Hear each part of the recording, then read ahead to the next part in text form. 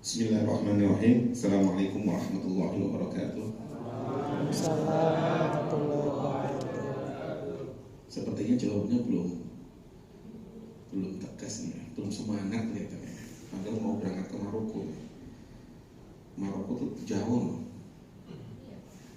Bukan di wilayah Kediri atau di wilayah Parung. Assalamualaikum warahmatullahi wabarakatuh. Waalaikumsalam warahmatullahi wabarakatuh. Alhamdulillah wa syukurillah. Wassalatu wassalamu ala rasulillah wa ala alihi wa sahbihi wa mawala. Wala hawla wala quwata illa billah. Yang saya hormati Bapak Hasan Basri Sagala. Beliau adalah tenaga ahli Menteri Agama, dan tentu adik-adik sekalian sudah sangat mengenal beliau, siapa beliau. Oh, belum tahu juga ya. Oh, baru pertama jumpa ya. Tapi adik-adik harus tahu siapa beliau. Nanti tolong dicari nih di Google. Ya.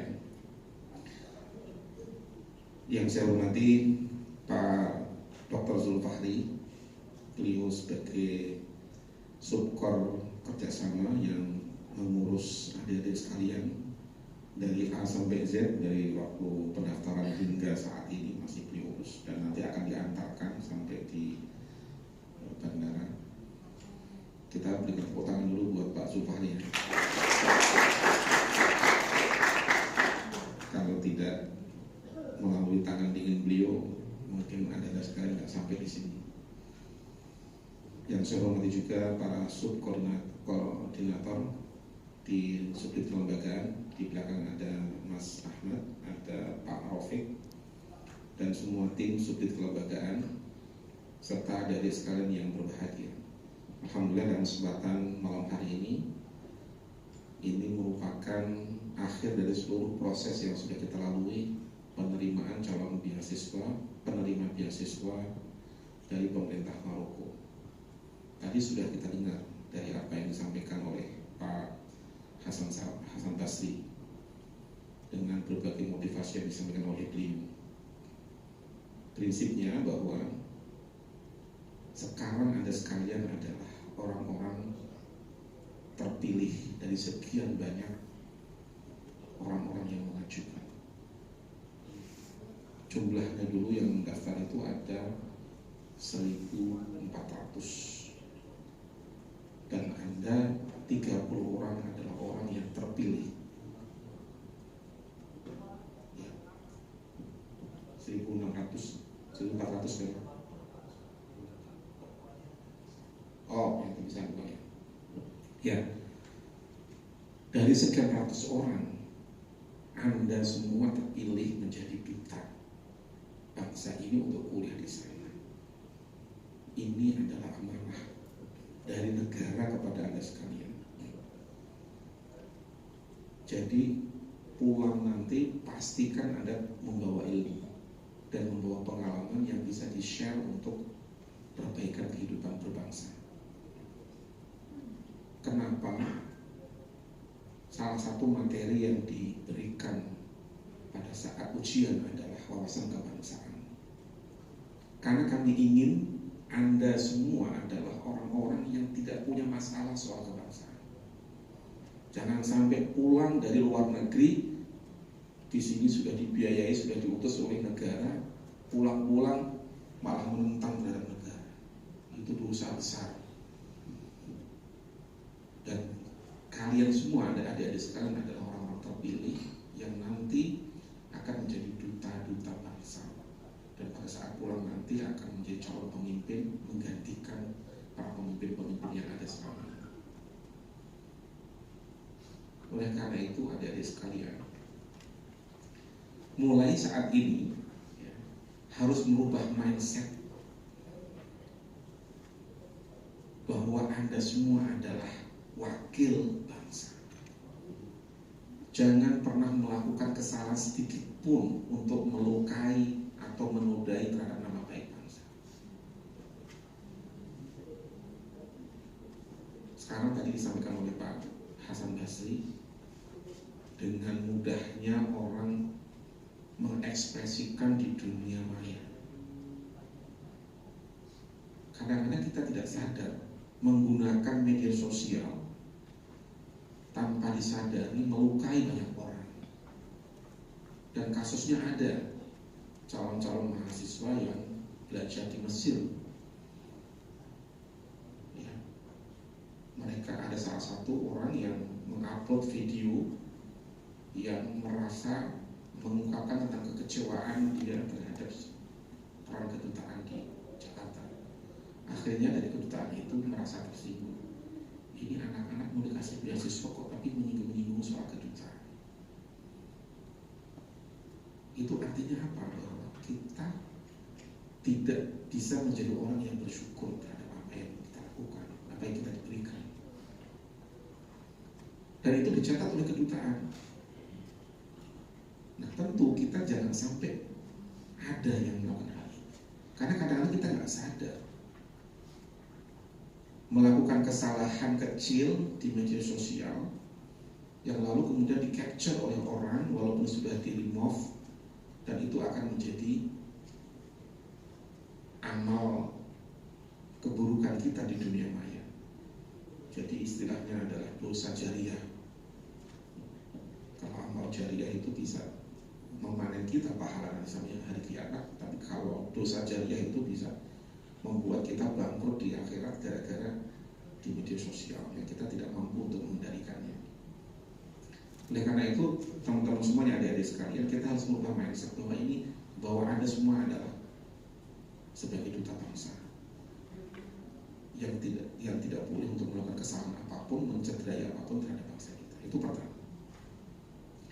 Yang kedua, sebelum berangkat ke sana, luruskan niat terlebih dahulu. Ini niat itu penting. Innamal a'malu binniyat. Semua ini dari pesantren, semua ahli agama, niat ini harus ditata sejak awal.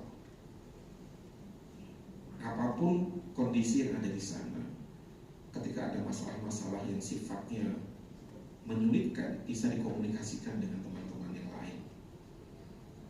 Di sana ada PPI, ada kedutaan, kemudian ada juga senior-senior yang ada di sana yang bisa juga dikomunikasikan, sehingga tidak menimbulkan sampah sosial yang bisa menimbulkan persoalan. Ya. Niat ini perlu dibangun sejak awal dan perlu dipertahankan hingga nanti pulang ke Indonesia, sehingga apa yang didapatkan di Maroko, lalu kemudian syukur-syukur sudah S1, S2, S3 di sana, pulang-pulang sudah doktor, sudah menjadi ahli hadis, ada ahli fikih, ada jadi ahli tasawuf dan ahli Quran dan lain-lain. Ini harus betul-betul dijaga niat itu, sehingga tujuan pemerintah Maroko bekerjasama dengan pemerintah kita itu bisa menghasilkan generasi-generasi yang bermanfaat buat masyarakat kita, buat bangsa kita. Kemudian yang ketiga, karena Anda itu hidup di negeri orang yang berbeda sama sekali dengan kehidupan di Indonesia, maka Anda harus memiliki daya tahan kehidupan yang lebih. Jadi memiliki survival psychologist, jadi psikologi yang hidup survive di tempat lain. Kalau di Indonesia kita hidup di Jakarta, di sini tuh mau beli pulsa gampang di mana-mana, mau beli minuman, mau beli apa gampang, ada Alfamart, ada apa, semuanya gampang. Tapi kalau di Maroko nggak tahu nih, saya belum pernah ke Maroko. Pak Zul, kapan kita ke Maroko, Pak Zul? Iya ini, yang ngurus ke Maroko tapi belum pernah ke Maroko. Ya, Pak Iman, tolong dimarokokan nih bahasan Pak Zul sama kita ini. Di Maroko kan, bukan hanya mengantar di bandara, tapi juga bisa mengantar sampai di sana. Ya, kebetulan saya sudah pernah ke tetangga di Maroko, ke Tunisia, gitu ya. Mungkin mirip-mirip karena di wilayah Afrika Utara. Ya. Casablanca. Nah, di sana adalah kehidupan yang sama sekali berbeda dengan kita. madhabnya di sana Maliki kalau tidak salah, madhab Maliki. Ya. Saya dulu pernah nih sekedar cerita waktu ke Tunisia, di sana itu ada sholat Jumat yang pelaksananya itu di akhir sholat zuhur. Jadi begitu selesai sholat Jumat, Assalamualaikum warahmatullahi wabarakatuh, lalu kemudian 2 menit, lalu kemudian ada asar. Allahu Akbar. Saya pikir menarik juga ya, sholat Jumat seperti di Maroko itu. Ya salah satunya di mesti dari Imam Malik. Tapi kalau di Indonesia bisa dilontar jumroh.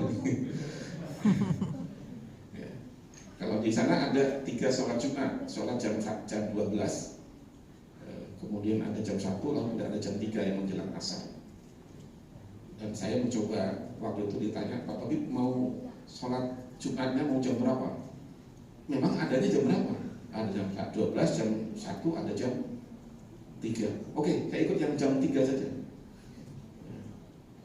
Ternyata banyak yang ikut jam 3 itu. Yang penting kan di waktu zuhur ya. Jadi begitu salam, wirid sebentar, langsung ada sholat asar, jamaah salat selesai. Berarti kayak seperti sholat jamaah. Beda lagi kalau sholatnya orang Syiah, karena di jamaknya tuh asik gitu.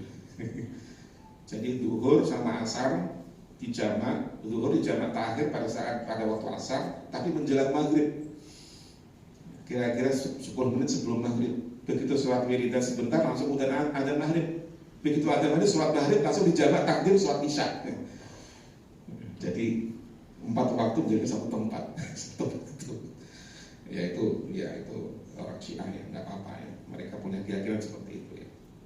Tapi itulah warna kehidupan, bahwa di Maroko memiliki perbedaan kehidupan yang sama sekali berbeda dengan kita dari sisi dari sisi madhabnya, budayanya, kemudian mungkin juga soal tradisinya dan lain-lain. Kalau misalnya madhab Maliki tentu saja berbeda dengan madhab Syafi'i di tempat kita, gitu ya. Ya, sehingga kalau di sana mungkin kalau madhab Maliki kalau senggolan dengan lawan jenis ya tidak bakal. Kalau di Syafi'i kan ini karena nyenggol gereng atau tidak gereng tetap batal wudhu Imam Syafi'i, tapi kalau Imam Malik kan tidak. Nah itu nanti mungkin bagian dari kajiannya. Jadi teman-teman semuanya ada di sekalian bahwa harus siap dari sisi ini, maka harus memiliki tadi survival psychology. Jadi psikologi yang bisa menghadapi berbagai cobaan ujian.